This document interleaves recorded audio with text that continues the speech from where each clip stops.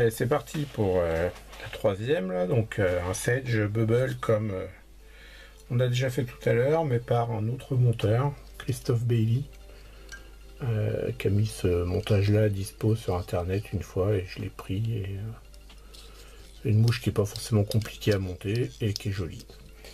Donc là, il met pas d'antenne lui, donc on va aller directement à la courbure.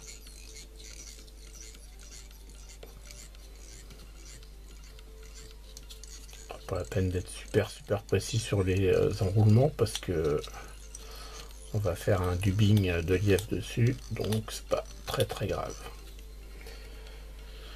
Donc là, arrivé au bout, on coupe l'excédent de fil. On va préparer là aussi une ou deux ou trois plumes de CDC, ça dépend de la, comme je vous ai dit, de la qualité de vos plumes et du est-ce qu'elles sont très fournies ou pas. Là, je vais mettre des jaunes, histoire de... Ça va se voir un peu plus. Après, les couleurs, voilà, c'est où vous restez dans le naturel, ou vous faites des trucs un peu extravagants, c'est pas grave. Ça dépend de vos poissons, s'ils sont difficiles ou pas. Donc là, de la même façon, on fixe. Là, ça a tourné, c'est pas grave. Voilà, une fois que c'est fixé,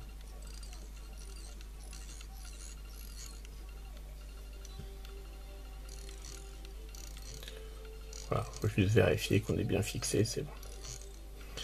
Une fois qu'on a fait ça, on fait sa boucle de dubbing, encore une fois. On reste sur des boucles, là on pourrait le faire sur du fil, sur un dubbing sur fil directement, mais on va le faire comme ça, c'est pas le temps que ça prend. Donc une fois qu'on a fait sa boucle, on poisse son fil. Et une fois qu'on a poissé son fil, on va chercher son dubbing.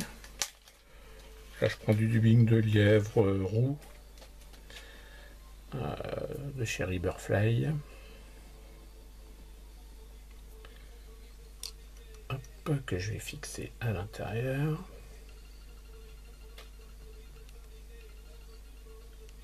Là c'est pareil, c'est pour faire un corps complet sur un Sage hameçon 12, donc j'hésite pas à en mettre. De toute façon, si j'en ai trop, ça me servira à faire mon thorax après. D'ailleurs, je vais faire exprès de le faire comme ça, on verra. Ça se trouve, ça va pas le faire, mais je ferme donc mes deux fils avec mes mains. Je fais tourner mon twister, je tire dessus et je frotte pour ôter ce qui ne tient pas.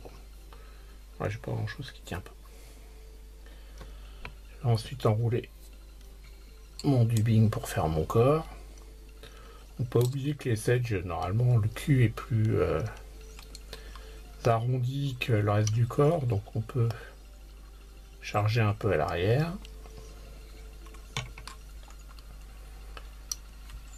Voilà. Là on arrive là où il faut, vous voyez, il m'en reste, donc c'est pas grave, je vais fixer comme ça. Je vais garder mon putter avec ma mèche de dubbing en attente. Et je m'en servirai après. Une fois qu'on a fait ça, comme tout à l'heure, on vient rabattre nos deux plumes en faisant la bubule. Donc là, c'est jamais facile avec la main coincée à l'autre bout, mais c'est pas grave. On règle pour que ça fasse une jolie bubule. On vient fixer. Donc là, moi je retire toujours pour mettre sur le dessus, histoire d'être sûr d'être bien centré sur mon haut d'hameçon. Là, le twister fait un peu chier, mais c'est pas grave. Et on vient couper l'excédent. On a donc notre Sage qui est formé avec les deux fibres. Bon, normalement, celui-là, il devrait être au même niveau que l'autre. C'est juste que j'ai dû tirer de travers. Donc c'est un peu moins joli. Alors, Christophe Bailly, il rajoute sur les côtés, de chaque côté de sa mouche, des plumes qui peuvent être des plumes de perdrix. Alors, je vais vous montrer si j'en ai une qui traîne. C'est celles qui sont légèrement tachetées. Forcément, j'en ai pas qui traînent sur le bureau, mais c'est pas grave. Sinon, vous pouvez prendre des flancs de sarcelle. Donc, flanc de sarcelle, ça ressemble à quoi comme plume? Ça ressemble à ça.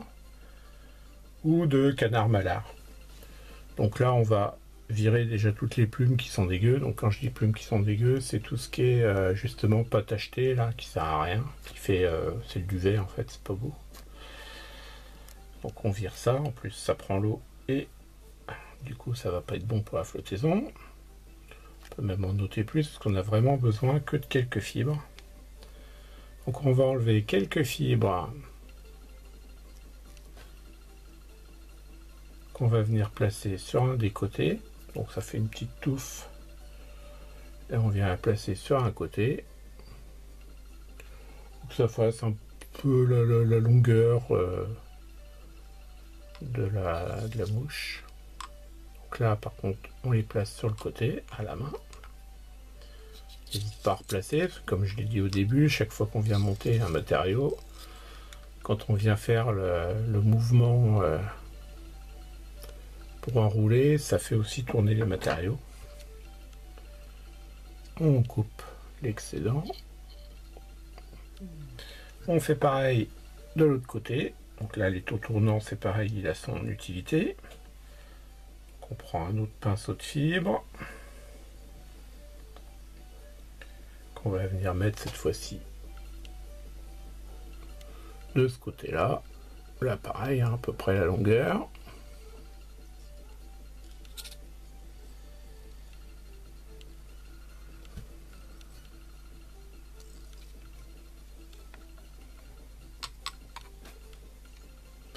Alors forcément, son twister, ce serait plus simple. Là, ça gêne un petit peu, mais c'est pas la mort non plus. Voilà, une fois que c'est fixé de 2-3 tours, on peut couper. On ramène. Et c'est là où le twister va être intéressant, c'est qu'il va nous permettre de faire la fin de notre mouche. Donc là, on va venir se mettre à l'avant. On tient tous nos fibres vers l'arrière et on va venir faire un tour ou deux de dubbing pour faire le thorax. Et on vient se fixer. Donc là, j'ai pas fixé. Je passais à côté, mais j'ai pas fixé.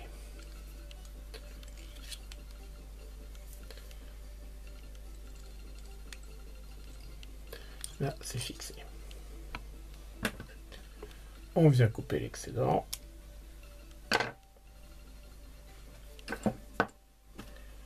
Et on vient faire son nœud.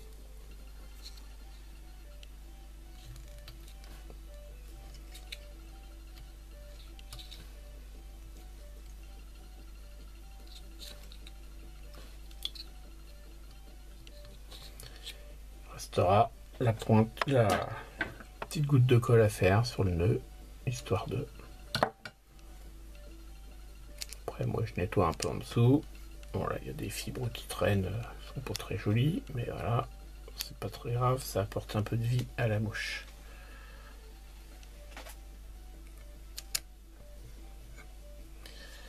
Et voilà, vous avez votre deuxième Sage qui est réalisé. Je suis pas très fourni à l'arrière parce que l'autre plume devrait être à côté. Là, mais...